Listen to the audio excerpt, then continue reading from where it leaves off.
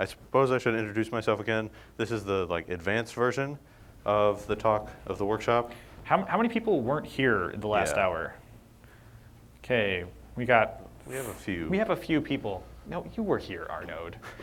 So, anyways, we have a few people here who just arrived. So, real quick before we go into any more detail, did anybody bring a device like an Arduino or Raspberry Pi or anything? Okay, no problem. Just a quick explanation. This was originally imagined as a workshop where you would bring in devices and we would help you with projects and configuration and stuff like that. But we've got pretty limited uptake on that. So we're going to try to turn into more of just a sort of an in-depth show and tell, and as much as possible a question and answer session. Yeah. Really, we want, if anyone has any questions about anything in the device realm, just feel free to ask us during this, during this presentation. Yeah. So one of the things I'm going to initially go over is some of the stuff more in depth on the device framework and specifically with the Arduino device driver. So the device framework, for those of you who didn't just listen to me talk about it in the previous one, the device framework is new in Mathematica 10.0 and allows you to basically define driver classes for various devices. And so when you use functions like device open or device read, device configure, those are all part of the device framework. And the device framework functions operate on device objects and device classes. Before we go any further, just wanted to say once more, if you have any questions during the session, there's no Q&A session. Just raise your hand. We will stop and go into any topic on detail. Yes.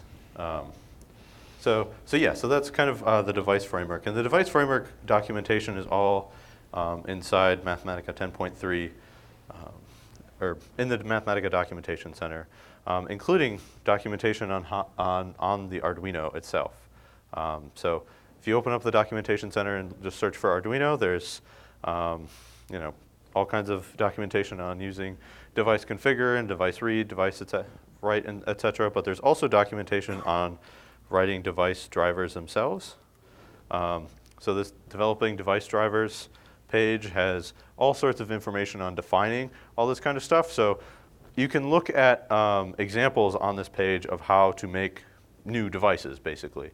And it's kind of expected that inside the language we'll provide device drivers for stuff like serial link, which connects to serial ports and stuff. And there's various low-level devices like that. But then you can also extend those devices writing your own drivers that kind of inherit from the super driver kind of. And so the Arduino driver is an example of that. The Arduino driver is a sub-driver or sub-class of the serial link class.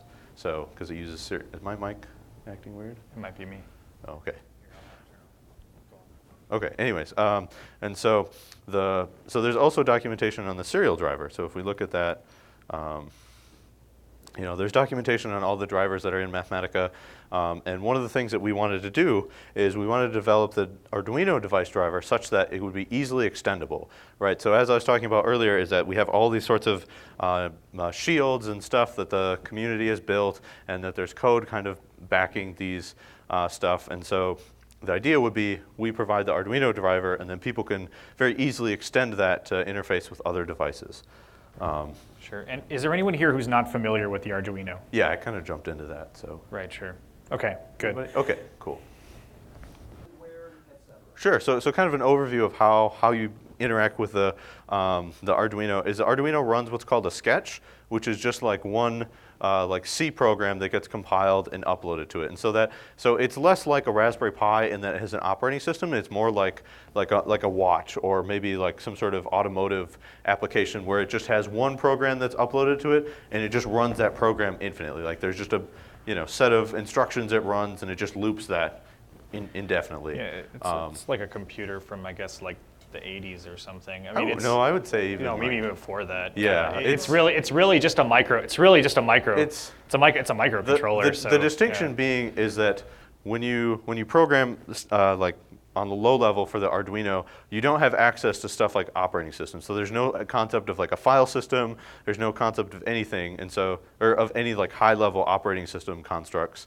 And so it's just like you access the registers, and you load things into the ALU to add them and stuff like that. So it's very low level, but you can get a very fine-grained control over what you can do. And so for applications where pulse width modulation is one specific application, and that's basically emulating an analog voltage by switching it on and off at various frequencies. So to drive, and this is especially important in like driving motors, like on that robot, is instead of because the Arduino can only output 5 volts or 0 volts. It can only be on or off. However, it can switch from being on and off at a very high frequency. And so what it does is to the motors, it will just switch off and on really, really fast. And so to the motors, the motors get that same voltage, but they get less power. And so that's how you can kind of control the motor speed. And that's kind of a safer way to drive motors than using some sort of other like analog voltage or something. And so that's an example, being able to switch between the pin being on and the pin being off really, really fast. We're talking about scale of like, let's see if I remember my SI prefix. Nanosecond? No. Yes, on the scale of like nanoseconds or something, or microseconds, more accurately, but sure. Very, very quickly. And so it'd be very impractical to do it on a device like a Raspberry Pi because there's all sorts of like background stuff that Linux is running. And so you might be trying to, turn the pin on, and then 1 nanosecond later you want to turn it off. Well, in that nanosecond, Linux might be like, well, hey, I'm going to interrupt you and do whatever else, front end or terminal or whatever. On the Arduino, none of that exists. You have like full control over that. Right. So basically, just to continue on that point, and forgive me for anyone who was here before, it's about time. It's about dealing with timing. That's the difference between dealing with a full computer device like a Raspberry Pi, or a BeagleBone Black, and something like a microcontroller. If your application is time critical, and that's very important for things that read and write to devices, where you might need to respond within a certain amount of time, or if you don't continuously read at a certain frequency, you might like lose information or miss something. So I can quick go over some of the device. The connected device project. Sure. Let me quick pull up. There we go. Devices. So the connected devices project, basically, let me make this a little bit larger, is a collection of things, or a collection of information like spec sheets and stuff that has been kind of aggregated into. There's a short answer to his question, though. Oh, okay. Yeah. Sorry. So the short answer to your question is that we absolutely plan to put more information for the device framework itself onto here that it can consume. But at the moment, it's more of just an aggregation of information. That a context hasn't been added yet, but there are many active ideas about what sort of information we can add to this that will make that useful. But I mean, I think that probably an early thing we could add to it is information about interfaces. What can you actually connect to what? I think that things like that might be useful information. So yeah, it's an unfinished picture right now. So there have been a few. One place to look for like device drivers developed by the community would be the Wolfram community, which is like kind of like a forum. And so I've seen a few different device drivers released on there. But another thing that we're doing soon that I think will be relevant to that is the Wolfram Marketplace. We kind of view the Wolfram Marketplace as like a way for people to, kind of bring their little Wolfram applications, and they, maybe like it's an algorithm for some physics thing or whatever that they want to kind of sell in the marketplace. Well, that would be a great place for device drivers to live as well. So if, people start developing lots of device drivers and they want to, kind of share it, the Wolfram Marketplace is a place that right. We might just end up throwing some more stuff on GitHub too. Just things like Arduino code. We're actually planning on putting some Arduino code, support code for the Arduino Arduino Packlet onto GitHub, so that we can hopefully get some more people, just throwing in some simple library drivers and stuff where it might be useful to them. I think some collaboration would go a long way there. Right now, in the release version of Mathematica, no, that is not true. However, in Mathematica 11 is what we're shooting for. Then we'll have support for like devices like the Yun that I showed a while ago, and like some of this more experimental stuff. Right. There are some Arduino-like devices, such as the Yun here, that have they are actually computers with networking and all of that stuff, and they have the Arduino microcontroller connected on the board. So you can actually get kind of a total package, and we are working to do some support functions to make it so you can automatically configure the network connectivity and stuff when you set it up. So, yep. Yeah. That's another thing that we're exploring. XB is a really for those of you not familiar with XB, XB is a wireless well, the protocol is Zigbee, but XB is like the implementation. It's a specific device that communicates wirelessly. It's made for like, distributed sensor networks. So like say you're, out, you want to measure the humidity of various plants in a giant field. You might have, humidity sensor every 30 feet or something distributed across a giant field. Well, all of those things might not have a direct Wi-Fi connection, and instead they're going to have like Zigbee connections amongst each other. And then that's how they're going to, talk back with the node. And that's another thing that we're exploring is a Zigbee link. But one way that you can integrate like Zigbee into Mathematica is there are libraries that people have written for interfacing Zigbee with Mathematica. And so you plug an Arduino, or Zigbee with Arduino, sorry. So you plug the XB into the Arduino and the Arduino into Mathematica. And then that XB, you upload the XB library and have whatever XB devices out and, your sensor network or whatever, and you can kind of interface with it that way. That's a typical application. So, should we go? I mean, does anyone want an explanation of the Connected Devices project? I mean, we can go in depth on that too. I mean, it's some of the cool things about the Connected Devices project is that all of these different devices. Well, this one doesn't have very much. So the purpose of the Connected Devices project is to aggregate all of this information about all sorts of different devices. And so you'll look at what I was trying to find. Get the devices and then get everything into the system and then come up with use cases second. We're starting off with a large corpus of data and then we're working backwards from there. So, we're in the collection phase. The context is weak. So the general idea of this will be that eventually all of this information, like the fact that this is power sourced by 2 AAA batteries, that's all information that we would want to tie into something like Wolfram Alpha that you could use from Mathematica. So the idea would be like you have, you buy your sensor or whatever, you have it like sitting on your desk, and in Mathematica you could just, that could be an entity, and you could query properties about that and like maybe, load a device driver or something from that, and that would all be curated through the Connected Devices project. And what I was trying to find an example of is an example of a device that has lots of different like interfaces and stuff. And so this one, there's just like some information on the basic like height and stuff. Right. So another goal of this is to try to come up with a number of actual things that can be measured, physical quantities that can be measured and understood, because having information about everything in the world that measures a quantity or measures some sort of piece of data, and just being able to know what can be measured and how much actually does that is information we can use in the future to. Okay. Sorry. So here's an example of a device. This is a temperature sensor that we have in the Connected Devices project. So you can see it measures both the temperature and humidity, I guess, but it measures relative humidity and temperature. And so if you click on those, that will show you like you can kind of see these almost look like entity objects, and you can see all these other sensors that measure that same thing. And so that's kind of like the idea that we want to bring in after we've like finished curating more of this data and integrate it into the system is, make all this kind of computable. Right. Knowing how much a machine can actually know about the physical world, that starts as a giant collection process, and you work backwards from there. Yeah. So that's kind of like an introduction to the Connected Devices project. I remember, I want to circle back a little bit. There was a question earlier about like the big picture, how the Arduino interfaces with Mathematica. So you have Mathematica, and the Arduino runs what's called a sketch, and that sketch communicates over USB cable like this,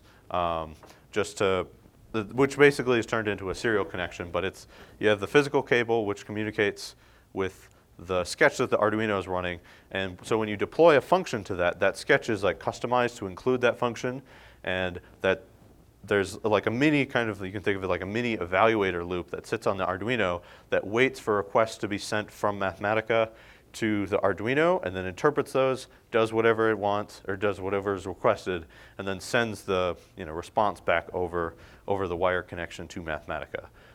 It's important to note that if you're using our generated sketch, Yeah. we do some rough scheduling there. So that means Yes. that there is, if you are extremely time sensitive, Yeah. that will be something that we affect.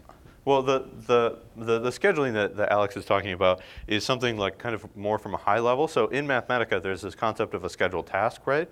So you can schedule a task to run that, I don't know, would calculate financial data and like generate a report, right? So you can have these scheduled tasks that run. There's an analog of that runs on the Arduino so that you can schedule tasks that the Arduino runs itself. And the Arduino does that independently of Mathematica. And so an example of that, the Arduino itself has like a register that is incremented after each instruction. And that's like a hardware thing. And so you can kind of figure out, you can't figure out an absolute time like, oh, it's 2:06. But you can figure out it's been 3,000 milliseconds since I turned on. Right. I think that with something like that, I would not expect that to do hard, real world timing. I think it's, in a lot of embedded hardware, that's a really difficult problem to solve. And I think that something low end like an Arduino is unlikely to get that perfectly accurate. All right, go ahead. So the sketch that you, the sketch that is deployed is actually inside. You can look at it in the Mathematical layout. Let me show you how to find that. Let's do it. Yeah, that's what we're here for. This is why it's the advanced section. Here, go to applications. As soon as my applications show up. Is that your user applications, or is that the one on your desktop? That's the user applications. Oh, well, I guess you can do that too. It just give it a second. My Mac is having some. It's a little. Usually there's things on your hard drive. Yeah, usually there's data on the hard drive. I don't know, but maybe I'm not a big Mac person. Oh wait, go back. What? No, the other one. There we go. Okay, all right, I got it from here. Okay, so now we'll go into applications. I'll do 10. And so you can show the package contents. In Windows, you go under like C, program files, etc. Can we make this bigger at all? I don't know. We can improve this or increase the size later. Okay, so is it under components or links? It's under links. So you'll go in the Mathematical layout, and then under system files, and then you go under links, and then under Arduino link, and then under resources, and then C source, and then the sketch template. The sketch template isn't like valid C++ code because there are parts that are like templated that you have to configure. All right. So if I make this larger, can I just scroll in like this? Okay, I don't know how to make this larger. View. Is there a zoom somewhere? Under maybe window or zoom. Zoom, there we go. That's not what I wanted. Oh, nope. You know what? It's a pretty big screen. Let's just pretend they can see it. Um, Okay, so just give a quick high-level Okay, all right. explanation. Okay, so this is the sketch, and the sketch communicates with Mathematica using a protocol called Fermata. And Fermata is like an open source protocol. You can go on GitHub and see other Fermata implementations. This is a specific one that we did for this and kind of customized it a little bit. But Fermata is basically just like another protocol that says, the order of bits means blah or whatever. It's just a protocol. And there are various other devices that support the Fermata protocol. But basically how it works is you have your void setup function, and if you've ever used an Arduino, there are two like functions that you have to have in the Arduino sketch. There's the setup function and the loop function. So the setup function, when you first run it, when you first turn on the Arduino, the setup function is run, and then the loop function is run once, and it goes, and then it starts running the loop again, and it just loops. That's what the loop function does. Right. And some explanation of why we have a complicated, system here is both to define a language for the kernel to speak to the Arduino that's consistent, something that's where it's industry standard, so people can actually understand the way we're communicating. And in addition to that, just to simplify the task of, oftentimes the most common thing someone's going to want to do is they're going to want to take this Arduino, they're going to want to plug it in, and they're going to want to just say, I want to read what's on this pin. I want to read the voltage. I want to read whether it's on or off. And that's the kind of decision making I'm going to do with this device. So scheduling those reads and those writes is the main purpose of that sketch. So yeah. All right. So the while one is an infinite loop.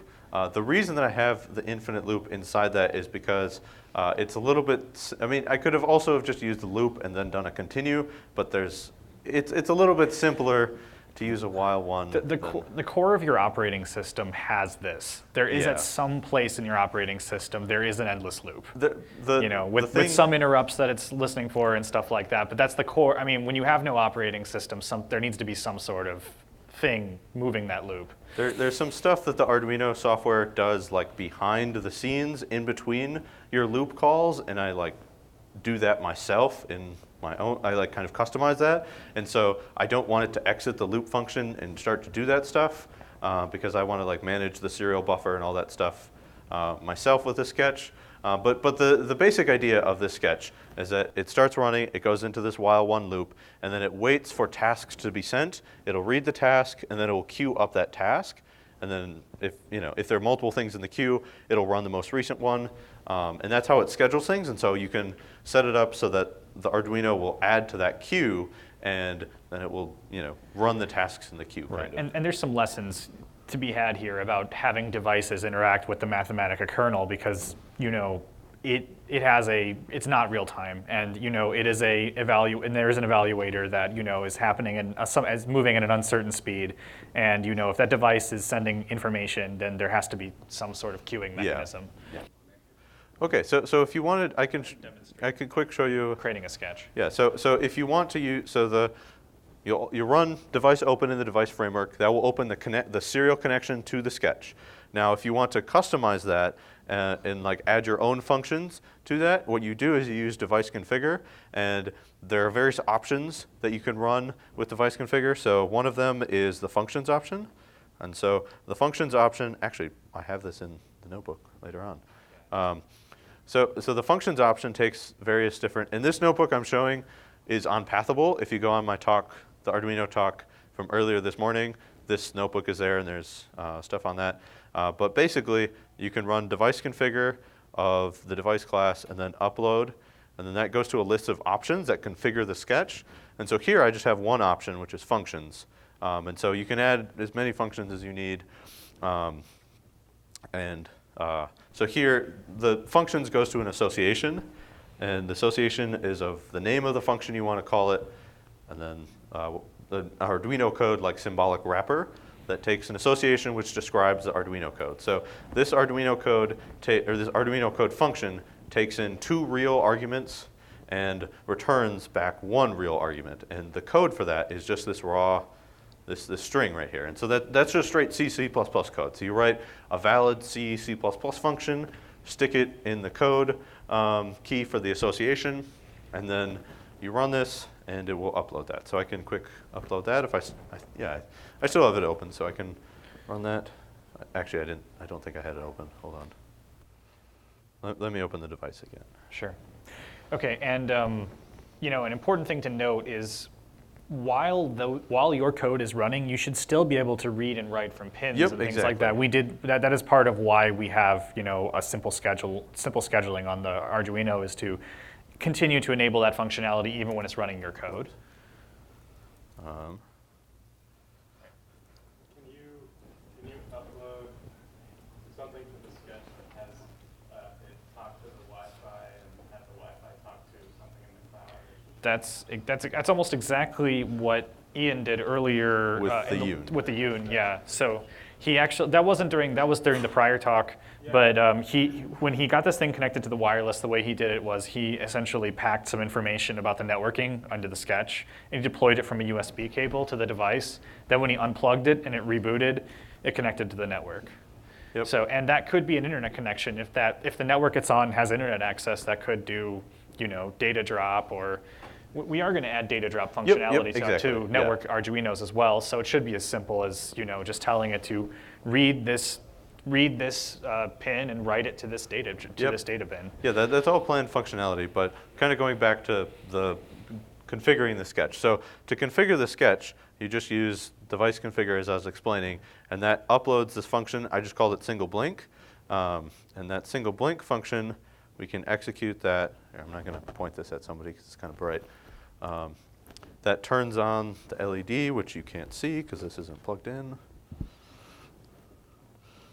It's a light. I mean, just to show you. Yes. Yeah, it's just a simple LED that I blinked on with that function. So if I run it again, it'll blink it off again. Oh, I still don't have that up. Trying to bring up the presenter.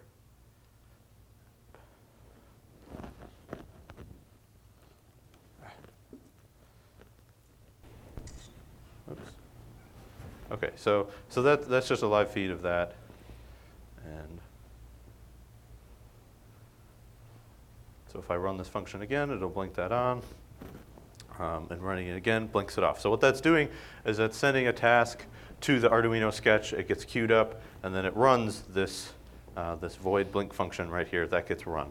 But the scheduling part that we've been talking about is that you can schedule that task to be run on the Arduino, so the Arduino scheduler. So the options to this are in the documentation center, and you can read the different time specs. It's almost exactly similar as run schedule task. Just need to change this quick. This is slightly different. So this runs every 1 second for a total of 6 times. It will run that blink task, and you'll notice that there's, well, you can't really see this, but there's no communication that actually happens. So that scheduling is entirely independent of Mathematica. I can schedule it again, and there's no serial communication. So I could quit the Mathematica kernel right now, and then that would continue to be scheduled. But we can also schedule it to be like infinitely scheduled. Oops. And so scheduling 1 just means run this function every 1 second until the end of time, basically. But while that's happening, basically scheduled and then disconnected from the kernel. Yep. No. I think I was off. Okay, so that can be disconnected from the kernel, and will continue running. That's important for when you want to define some sort of task that might be either communicating directly with the cloud. It's not actually communicating with an active kernel, or something that you just want to run on the field and collect data from later. Right. So we schedule this infinite task to run, and that's being run on the Arduino. But due to the scheduling algorithms we implemented, it can also do other stuff while it's scheduling that. And so here I can continue to read from the analog pin, which just doesn't have anything connected, so it's kind of a meaningless voltage. But you can imagine scheduling some sort of task that's run every second, but then you can still do other stuff like reading and writing from the pins on the Arduino. And you can also do stuff like device read time series to read that, and it will continue to communicate while that other thing is being scheduled. There's a dateless plot of the past 3 seconds value for the analog pin. But basically, what this really enables you to do is you can deploy to the Arduino or where other devices as well. You'll be eventually able to do that. Right now, it's kind of just the Arduino. Deploy functions that are scheduled themselves, and so the Arduino is doing the scheduling. And so you can disconnect it and go put it out in the field, and it will do whatever, upload a data drop or control some sort of motor or something, and it just does that asynchronously from Mathematica. So you can use Mathematica to set up the device to do whatever you need it to do, disconnect it, and go on your merry way. So there's a few different models that we have for scheduling things on the Arduino. Right now, what it's doing is an infinite scheduling, and so to schedule infinitely, you just specify the time differences between when each task is run. And so it's very similar to a schedule task on Mathematica. So if I do run schedule task of, I don't know, print date string, and then I say 1, every 1 second that will print off the date. Where's my messages window? There we go. So you can see down here, it's printing off the date every second. And so a similar thing is happening on the Arduino. It'll kind of wait. It's not just like a blocking wait. It'll kind of count down on a timer until that elapses. When it counts down, then it runs the function. And then when it returns from the function, that timer starts again. But during that timer, it's not just sitting there doing nothing. It's waiting to see if it gets any new tasks from Mathematica during that time. And so that's what enables us to do stuff like this device read time series that I just did. So what's happening is it'll run the blink function, and then during the timer is 1 second as we uploaded. During that 1 second, all these new requests to read from analog pin A0 from the device time read series, those are being sent, and it responds to those because it's just sitting there waiting. So if you disconnect that from power, or disconnect it from the kernel and then reconnect it with power, will it jump straight into the sketch? If you disconnect it from the kernel and that you quit Mathematica, but the Arduino maintains power, it will keep running. However, if the Arduino loses power, you need to send that task again to tell it to schedule that. We're currently working on a way to have it so that it knows what to do when it starts itself up, and so that it can maintain that state across power loss. But there's some intricacies related to that. When you connect it back up again, Mathematica doesn't know what kind of Arduino or like what sketch is running. And so yeah, you kind of have to start all over again. But just to demonstrate this, if I quit the local kernel on Mathematica, so now there's no longer a connection to the Arduino, you can still see it's still blinking away. Yeah, exactly. The Arduino was given its task, and then now it's listening for new tasks, and until it hears a new task, it's just going to continue to do that. And had I not quitted the kernel, but I still wanted to stop it, you can delete the task with device execute delete task. Sure. Question? So if you restarted the kernel, what you could do is there's actually device execute of software reset, so you can run. So if I open up another connection, what is the name of this? I think it's, let me quick check, 1411.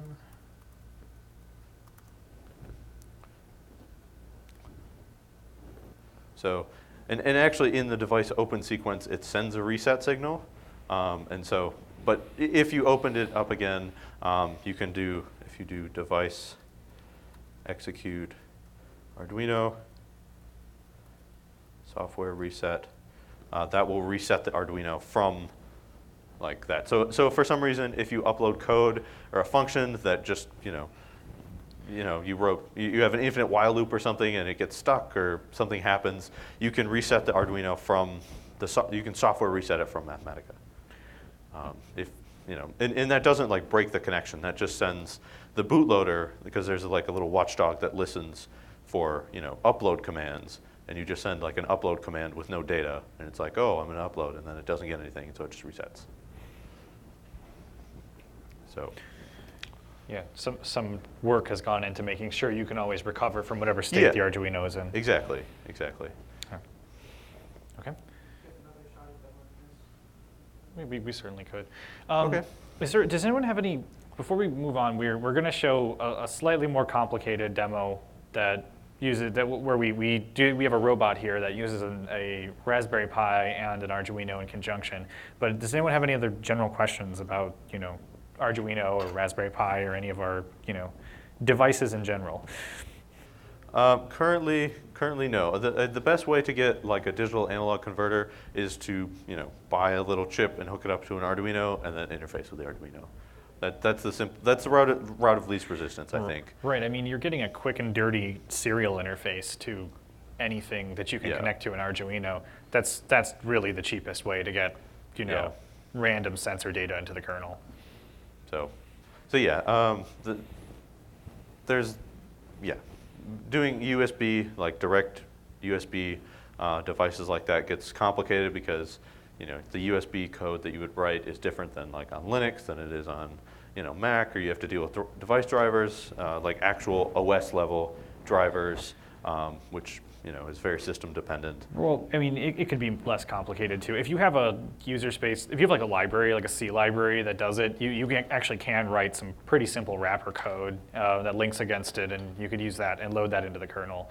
So if you're feeling particularly enterprising about connecting it, it's not terribly difficult to do, especially if there isn't a time-sensitive connection between the kernel, and if it just needs to, read a value from it, with time, where time is not a factor. Yeah. It only gets complicated when time is a factor and you have to do it in a separate thread. Yeah, and then you have to deal with asynchronous tasks and all that good stuff. All right, you want to? Here, I'll set the camera up over here.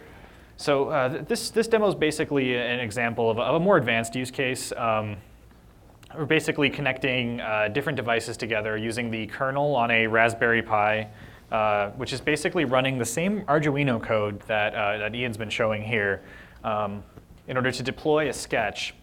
And we are using a separate kernel yet on his laptop to generate a sketch, to generate a set of coordinates that it's going to use to draw a picture. And we're taking basically Wolfram Alpha's popular curve data, so things like Stephen Wolfram curve, Otto von Bismarck curve, as the input. We're doing some Pokemon drawings here, but and we're basically turning that into a drawing that this robot's going to draw. So right now it's drawing Pikachu.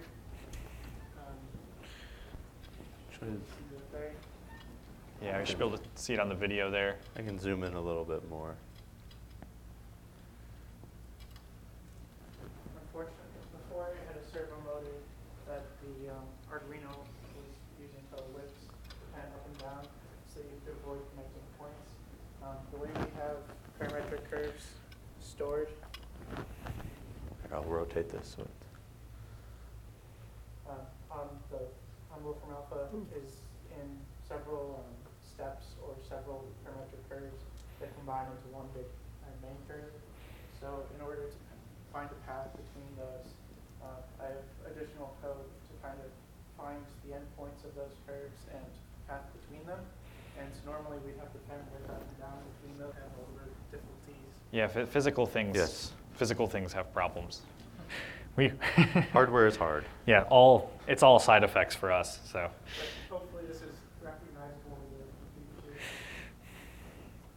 Right, but it's just the example we wanted to give though is basically like a system where you have two kernels communicating in addition to an Arduino, 3 separate computers being used in order to complete a task with a robot. I'm just going to show the Pikachu curve that it drew. We weren't very lucky with Wolfram Alpha before. Well, I was there on we my. go. Oh, you were okay. Wrong. Yeah. So this is the. Oh, go away. This is the curve that it was trying to draw, and I will show you the curve it drew. Come on. Right.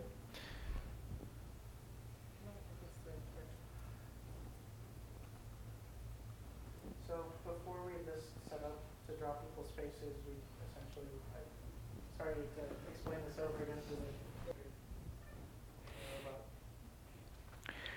Right, but so the important thing here though is part of the using these different systems is the goal is you're always going to have situations where you have unequal amounts of computing power on different devices, and figuring out which computer should run which task is actually a really important problem. And something that would usually play into this, if you had a good internet connection, would be cloud computing. That you can always have a very, very computationally intensive task being handled by some server in the internet somewhere, and you can have less computationally intensive but still computationally intensive tasks occur on a small device like a Raspberry Pi, and then tasks that are simple and mechanical occurring on an Arduino. That sort of partition system model is very much like a front brain, back brain kind of model. And if you want to do very advanced stuff with robots or devices, then that's a sort of system you need to create, some sort of software. And that's especially important with things like, take drones, for instance. With a drone, you have a lot of differential equations and stuff required to keep that thing afloat, when it's dealing with wind resistance and things like that. And at no point do you want some application sitting in a Linux partition to block it for a second and have it, not adjust for the wind and flip out and crash or something like that. So you end up with this partition system model. We're sort of mocking that model up with this robot by showing a microcontroller system that's real time communicating with, a Raspberry Pi that is very, very not real time. Right. Yeah. The serial communication in the Arduino driver with the device framework is one connection. So you have the Arduino, which is physically connected to all the motors, and then the Arduino, and then through Arduino Link you have the Raspberry Pi, and then through what's called Launch Manager, or the network connection, basically, you have it connected to your desktop computer. And then ideally, you'd have another link to the internet, and you have your cloud servers and all sorts of stuff. But when we made this demo, we made it for a location that would not have reliable internet, so we did not include the cloud in this demo. But yeah. Okay. So any final questions? Yeah, questions in general too. I mean, do you guys have any questions about anything we've gone over? Okay. So I think we're... All right. We have 4 minutes and 49 seconds left, so... I'll just say, thank you guys very much for your time.